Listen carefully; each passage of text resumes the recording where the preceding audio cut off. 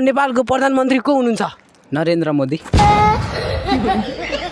दर्शकबिन सबैलाई नमस्कार छ। म पत्रकार भाग्य चारपाने। सो आज चाहिँ म हाम्रो गाईघाटको एकदमै फेमस भाइरल डाँडामा आइसकेको छु र मैले चाहिँ यहाँ आउने क्रममा चाहिँ 2-3 जना हाम्रो साइकल राइडरहरूको दुःखको कहानी तपाईँलाई सुनाउने छु। आउनुहोस् तपाईँ दर्शकबिनहरू यहाँनिर। उहाँ चाहिँ पहिला 4 चोटि निर्वाचन प्रहरी खाइसकेर आउनुभएको राइडर हो। अनि तपाईँलाई चाहिँ हाम्रो गाईघाटको माथि भाइरल डाँडासम्म आउँदा कस्तो अनुभव भएको छ त भनिदिनुहोस् तपाईँ। एकदम राम्रो साइकलमा उकालो आउन चाहिँ एकदम मजा आइरहेको छ। अब झर्न चाहिँ एकदम मजा मात्रै आइरहेछ कि अझै एकदम धेरै मजा आइरहेछ भन्नु? एकदम धेरै मजा के। ल उहाँलाई मैले सोधिसकेँ। अब अर्को हाम्रो यता राइडर हुनुहुन्छ मिस्टर सुमन नेपाली।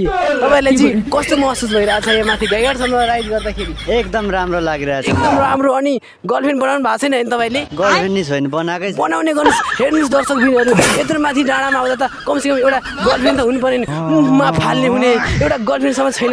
यस्तो पीडा छ हाम्रो यहाँ राइडर साथीहरूको। यता हाम्रो हुनुहुन्छ एकदमै फेमस मिस्टर अनिस बहादुर दोङ।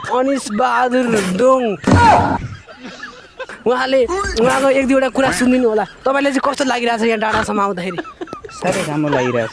साह्रै राम्रो लागिरहेछ र उहाँलाई पनि म एउटा प्रश्न सोध्नेवाला छु। तपाईँले भनिदिनुहोस् कि अनिस दोङजी हाम्रो नेपालको प्रधानमन्त्री को हुनुहुन्छ? नरेन्द्र मोदी।